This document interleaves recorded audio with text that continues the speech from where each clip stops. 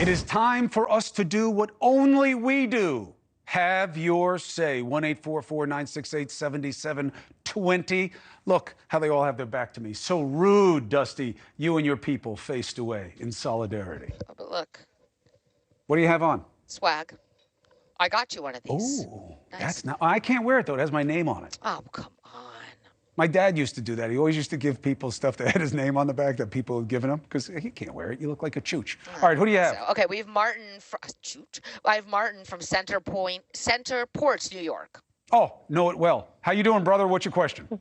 I was hoping to see you in your Snuggie tonight, but anyway, listening to the Trump recordings, I have three quick questions. Considering the judge had a gag order, shouldn't there be repercussions? Also, were the tapes subpoenaed, or were they just offered up by someone in the room trying to get back to Trump? And finally, and I think most important is, did I hear correctly in your show that the DOJ doesn't even have the Milley document that's referred to on the tape? I don't know the third answer. I have heard that prosecutors haven't identified that document. Now, is that because it was in Jersey and this was Florida, or is it because Trump was making something up about the document? I don't know the answer to that, but I've heard the same thing that you have. Two, the problem with a leak in litigation is proving who leaked it. And that's not as easy as you think. So while you may say, hey, there's got to be a punishment for this, you'd have to find out who leaked it. The third question, which was actually your second question, is did it come by way of subpoena or someone trying to get back? It was a function of the discovery process. So in discovery, you have to turn certain things over that go to whatever the matter before the court is. That's how this came up. Thank you for the question, brother. Next. Okay, next we're going to go quickly to Jonathan from Albany, New York. You know Albany real well. I do know it well. Went to military school there. What's going on, Jonathan? Yeah, hey, Chris. Since you previously discussed Ozempic's side effects, will you do the same for the COVID vaccines, especially since a recent study showed that more shots were associated with more infections? I have been, the answer is obviously yes. I have no reason not to. You know, you have to be careful about what you decide to buy into. It's so easy to go negative as a proxy for insight, okay? Look, the vaccine is not Ozempic. Okay, Ozempic has been being used for a very long time, and they have a very identifiable and an identifiable percentage of what they call unintended consequences, but you and I call side effects. Okay, so you're going to see those. And I'm not anti-Ozempic. I'm just saying be careful, because anything that seems too easy usually is not going to be as good as you think it is. So that's my caution, but you do you. On the vaccine, I'm open to it. It was a novel coronavirus.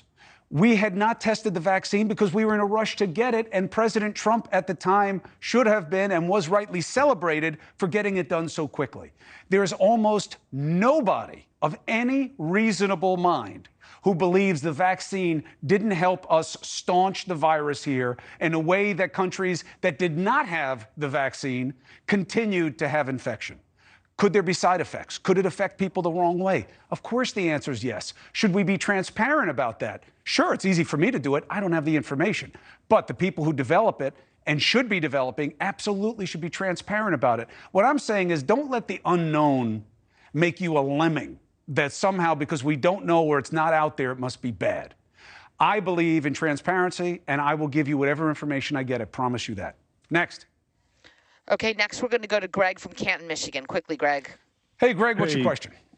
Chris, I'm looking forward to tomorrow night's call with Bobby Kennedy. He's a controversial candidate. What question would you ask him? For me, it would be the middle class, this plan. What say you, my friend? That's a good one.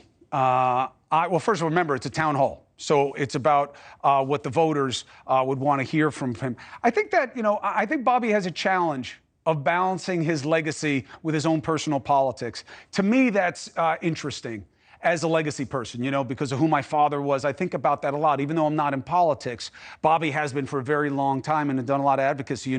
My brother was married to his sister, Carrie, for a long time. I grew up around Bobby, and I have a lot of admiration for his journey. So I'd want to know, How do you see yourself as Bobby Kennedy Jr.? What part of him do you feel you got to own, and what part of you is different, and why? But we'll see what questions people have for him. That's tomorrow, NewsNation Town Hall.